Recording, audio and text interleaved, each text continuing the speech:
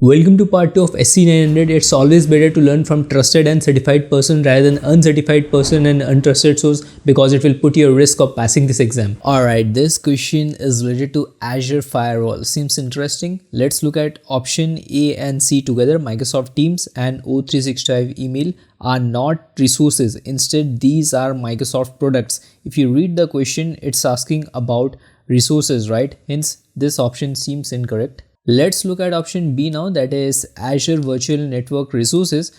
Azure Virtual Network Resources like virtual machines can be the potential answer. We'll keep this option aside.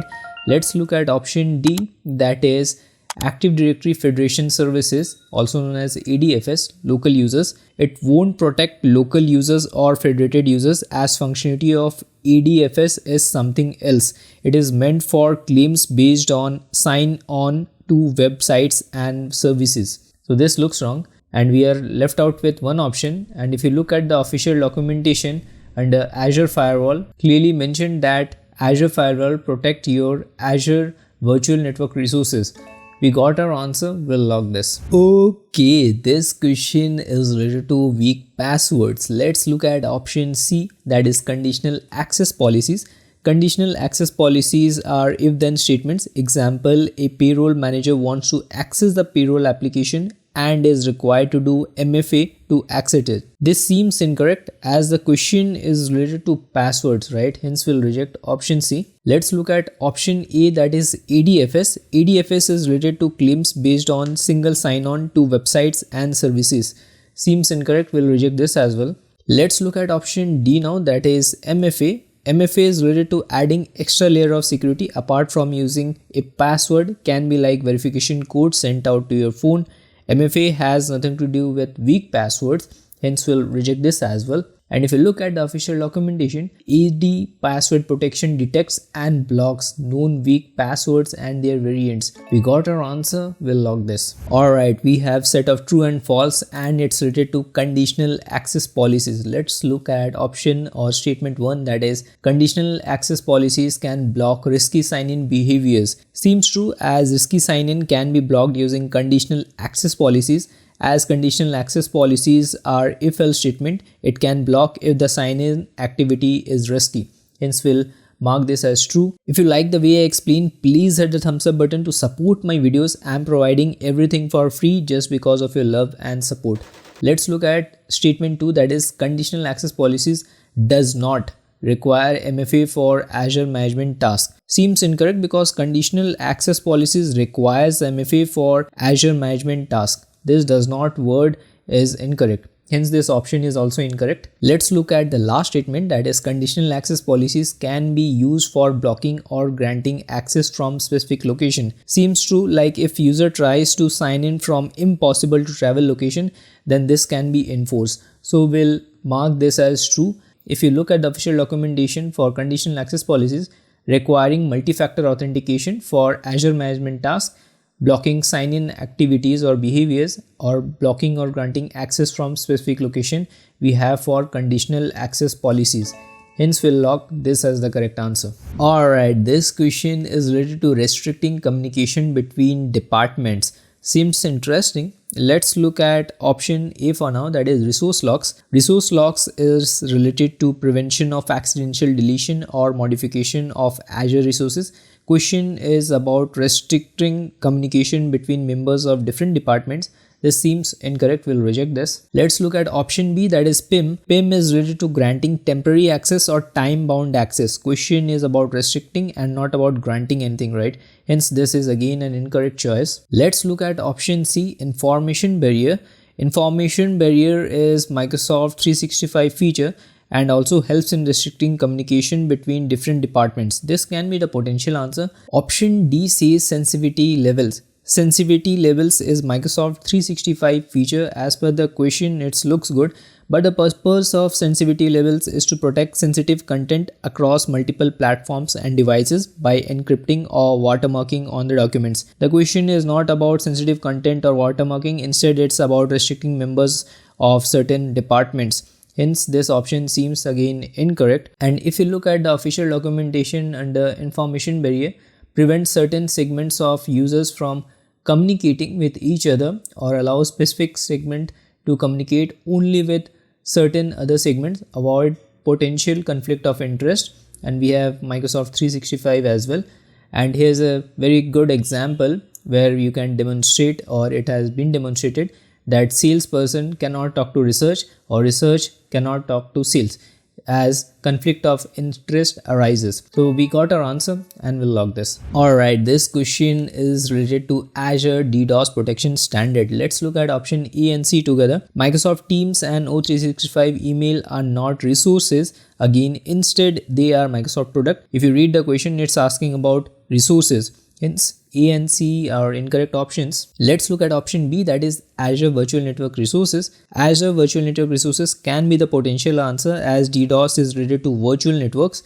We'll keep this option aside. Let's look at option D still, that is ADFS local users. ADFS is meant for claims based on single sign-on to websites and services. Question is not about sign-on, instead it's about protecting resources, hence we'll reject option D. And if we look at the official documentation under Azure DDoS protection standard, it is automatically tuned to help protect your specific Azure resources in virtual network. We got our answer and we'll log this. Alright, this question should be easy for you if you're paying close attention to my explanation. Let's still look at all the options. Option A is MFA. MFA adds extra layer of security, can be text message to your phone.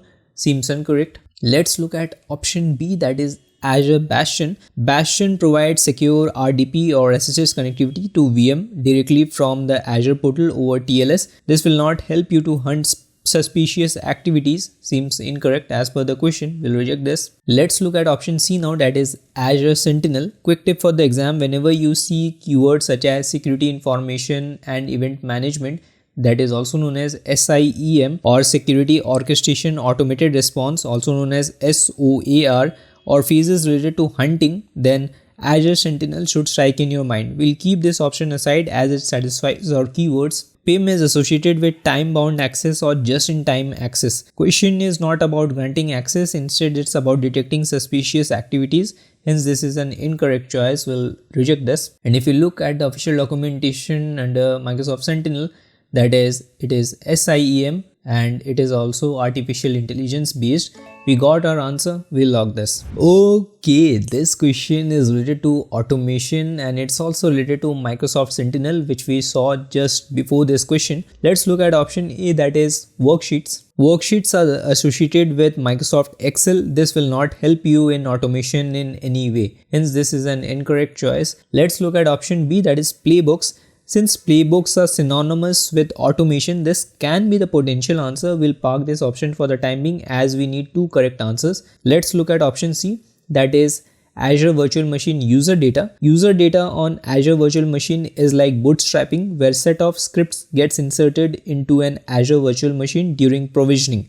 It's kind of automation for virtual machine but doesn't quite fit our question. If you have gone through my AZ900 course videos, then you might be aware that Logic Apps and Azure Functions are serverless. We need serverless architecture in order to automate. This seems another valid answer. And if you look at the official documentation under Microsoft Sentinel, that is automate your common task and simplify security orchestration with playbooks. This was one of the answer, and also build on the foundation of Azure Logic Apps, Microsoft Sentinel's automation and orchestration. We got our two answers, hence we'll log this. Alright, this question seems interesting with regard to security because it's related to encryption as well as watermarking. Let's look at option A, that is resource locks. Resource locks is related to prevention of accidental deletion or modification of Azure resources. Question is about encrypting and adding watermarks, right? Hence this seems to be an incorrect choice. Let's look at option B, that is PIM. PIM is about granting temporary access or time-bound access. Hence this is again an incorrect choice for the question. Let's look at option C, that is information barrier. Information barrier is Microsoft 365 feature as per the question, but it helps in restricting communication between different departments. This seems incorrect as there is no relation between applying watermarks and information barrier. hence we'll reject this. We are left out with only one option, that is sensitivity level. Sensitivity level is Microsoft's 365 feature, looks good as per the question, and also can be used for encrypting and applying watermarks in the headers and footers. And if you look at the official documentation, to back my answer, use sensitivity levels for encryption and content markings. Content markings include headers and footers as well as watermarks. We got our answer, we'll log this. Alright, this question is about using and maintaining consistency. Let's look at option A, that is Azure policy. Azure policy is a default allow and explicit deny system. Seems incorrect, we'll reject this. Option B is resource groups. Resource group is a logical container into which Azure resources like database and storage accounts are deployed. The question is not about logical separation, instead it's about maintaining consistency. This seems to be incorrect choice. Please subscribe and press the bell icon and select all notification, because I regularly upload videos related to high paying IT certification which will boost your IT career. Let's look at option C, that is Azure Sentinel. Sentinel is related to security analytics, which is AI based, again seems incorrect. Quick tip for the exam, whenever you see keywords like consistency as in this question, which can deploy resources over different subscription, then Azure Blueprints should strike in your mind. And if you look at the official documentation under Azure Blueprints, that it can be used or can be designed that can be reused to maintain consistency and compliance. We got our answer, we'll log this. Okay, we got interesting question and it's about matching the correct descriptions. Let's look at statement 1, that is provides secure and seamless RDP SSH connectivity to virtual machines. RDP or SSH connectivity is related with Azure Bastion, right? Therefore, this fits in here absolutely right. Let's look at the second statement, that is a secure secret store for the passwords and connection string. If you look at this keyword secure secret store, this is a big hint because this only Azure Key Vault can satisfy. Hence, we'll move this to the correct place. Even if we are left out with only one option, it's better or recommended to verify the last answer, because in the real world exam, you may need to reapply or reuse the one of the terms. That being said, like you can use like Azure Application Gateway in 2 places or 2 answers as well.